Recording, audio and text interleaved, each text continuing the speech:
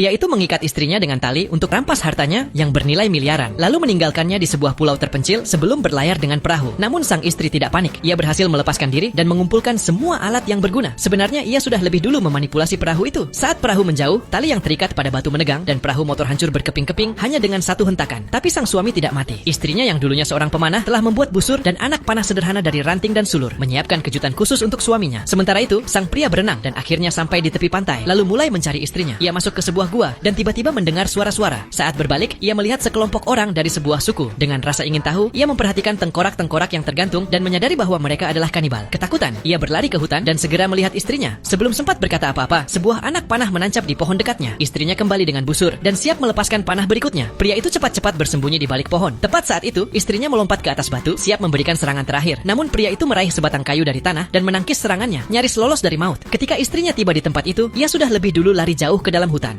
Keesokan harinya, sang pria diam-diam mengikuti istrinya, berencana memukul kepalanya dengan kayu. Tetapi saat ia membungkuk untuk melihat keadaannya, sebuah jebakan terpicu dan membuatnya tergantung terbalik. Teriakannya membangunkan sang istri. Namun pada saat yang sama, terdengar langkah-langkah mendekat. Dengan cepat ia melempar kayu itu dan lari. Sang pria menoleh ke atas dan melihat para kanibal berlari ke arahnya. Panik, ia meronta-ronta, meraih seutas sulur, lalu berhasil kabur. Sementara itu, istrinya juga berlari menghindari para kanibal, namun tanpa sengaja masuk ke tempat persembunyian mereka. Saat hendak dikepung, sebuah tangan besar keluar dari gua dan menariknya masuk. Ternyata itu suaminya. Rasa dendam di antara mereka pun berakhir di sana dan mereka memutuskan untuk melarikan diri bersama. Namun sebelum mereka bisa pergi terlalu jauh, tubuh mereka diracuni oleh racun yang digunakan para kanibal. Akan tetapi, kepala suku kanibal tidak berniat memakan mereka. Sang istri diikat pada sebuah tiang untuk dikorbankan kepada dewa api. Sementara sang suami ditempatkan di sebuah perahu untuk dipersembahkan kepada dewa air. Tak lama kemudian, perahu itu terbawa menuju air terjun. Sang pria menggunakan seluruh tenaganya untuk meraih sebuah batu dan menyelamatkan diri. Setelah itu, ia menyamar sebagai kanibal dan menyusup ke perkemahan mereka, lalu menunggu saat yang tepat untuk menjatuhkan kepala suku. Ia menendang api di sekitar tiang untuk memadamkannya, lalu membebaskan istrinya dan keduanya melarikan diri. Mereka melompat dari atas tebing ke air di bawahnya. Pria itu lalu membawa istrinya sampai ke tepi pantai, menemukan sebuah perahu dan akhirnya berhasil melarikan diri dari pulau terpencil itu.